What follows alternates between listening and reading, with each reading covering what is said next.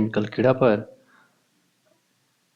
आज हम देखेंगे एफसीसी यूनिट के बारे में। एफसीसी यूनिट क्या होता है और उस पर कैसे काम किया जाता है। तो आइए शुरू करते हैं।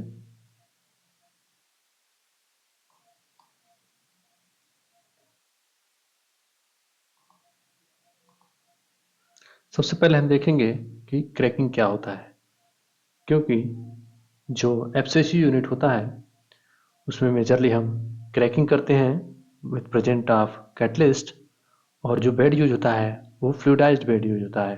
इसके लिए हम इसको एफसीसी यूनिट कहते हैं। तो आइए हम देखते हैं। तो सबसे पहले क्रैकिंग क्या होता है। The process by which heavy hydrocarbon molecules are broken up into lighter molecules by means of heat and usually pressure and sometimes catalyst. Cracking is the most important process for the commercial production of gasoline and diesel fuel.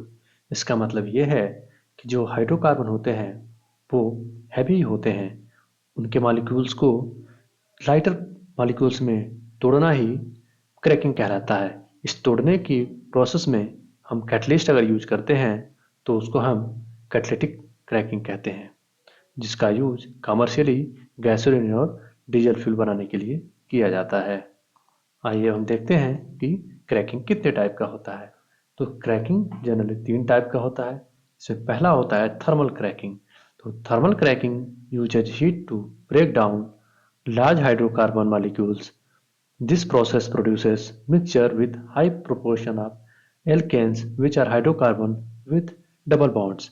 Thermal cracking वह process होता है जिसमें हम high content heat देते हैं, जिसके कारण जो लार्ज हाइड्रोकार्बन के मॉलिक्यूल होते हैं वो छोटे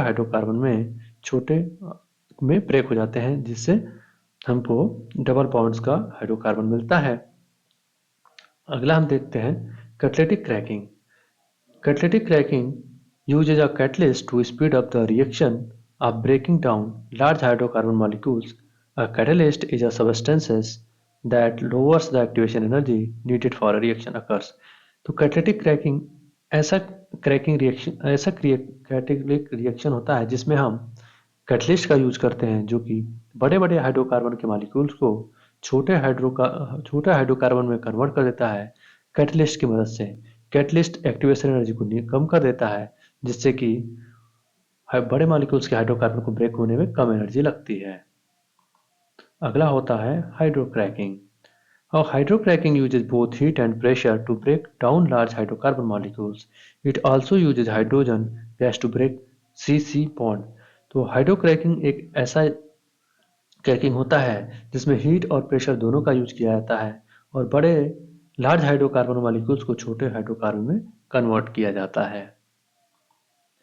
तो कैटलिटिक क्रैकिंग क्या होता है, बेसिकली आज हम उसके बारे में बात करेंगे। There are 3 type of catalytic cracking. पहला होता है fixed bed catalytic cracking. Fixed bed catalytic cracking का डेवलपमेंट जो है यूगेन हाउड्रे ने 1922 में किया था। फर्स्ट यूनिट इंस्टॉल इसका 1930 में किया गया था, जिसका 10 मिनट रिजर्वेशन के लिए किया गया था,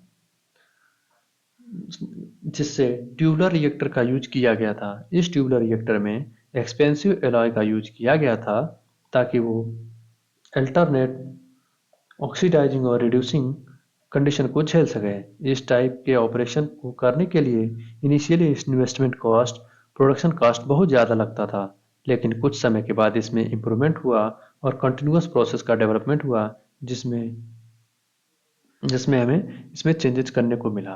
तो फिक्स बेड में क्या होता है, इधर आप देख सकते हैं कि जो बेड है वो फिक्स कर दिया गया है, जिसमें हम एक साइड से रिएक्टेंट गैस को डालते हैं, तो इसके बीच में जो पोरस होल्स होते हैं गैस इधर से पास होता है और रिएक्शन करता है और हमें डिजायरेबल प्रोडक्ट मिल जाता है।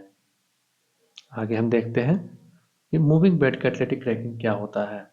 तो मूविंग बेड कैटलिटिक क्रैकिंग में जो कैटलिस्ट यूज किया जाता है वो पहले पैलेट फॉर्म में होता था, जो कि रिएक्टर से रिजनरेटर तक बकेट एलिवेटर के थ्रू कन्वे किया जाता था। 1940 के आसपास इसमें चेंजेस किया गया और पैलेट से इसे फाइन पाउडर में कन्वर्ट किया गया तथा इसको गैस के साथ इस कैटलिस्ट को सस्पेंडेड फॉर्म के रूप में यूज किया जाने लगा, जिसके बाद यह पाया गया कि कैटलिस्ट के पार्टिकल साइज और इसके माध्यम में चलने वाली गैस की वेलोसिटी को केयरफुली कंट्रोल अगर किया जाए तो इनका एक बेड बन जाता है जिसमें इसके अंदर फ्लूइड की प्रॉपर्टीज विद्यमान होने लगते हैं। फ्लूइडाइज्ड स्टीम में फाइन पाउडर को रिएक्टर में आने वाले ऑयल के साथ फ्लूइडाइज्ड किया जाता है जिससे गर्म कैटलिस्ट के कांटेक्ट में आने से तुरंत वेपोराइज हो जाता है और रिएक्टर के बाद उसे रीजनरेशन के लिए भेज दिया जाता है। इस प्रकार से कैटालिटिक पाउडर के थ्रू जो काम किया जाता है उसे फ्लूइडाइज्ड कैटालिटिक क्रैकिंग कहते हैं। जैसा कि आप ये देख रहे हैं इस फिगर में, जो नीचे से जो हमारे कैटलिस्ट जो दिख रहे हैं उनको नीचे से एयर के माध्यम से फ्लूइडाइज किया जाता है। धीरे धीरे ये क्या होते हैं, फ्लूइडाइज पूरे वेसल के अंदर तैरने लगते हैं और तैरते तैरते एक बेड बनाते हैं। इसमें हम एमपी स्टीम की मदद से जो भी हमारा फ्रेश फ्लूइड होता है उसको हम इसके अंदर डालते हैं, जिससे क्या होता है फ्रेश फ्लूइड वेपराइज हो जाता है और ये जो पूरा का पूरा रिएक्शन होता है वो वेपर फेज में होता है और हमारा प्रोडक्ट विड्रॉ हो जाता है। Thank you.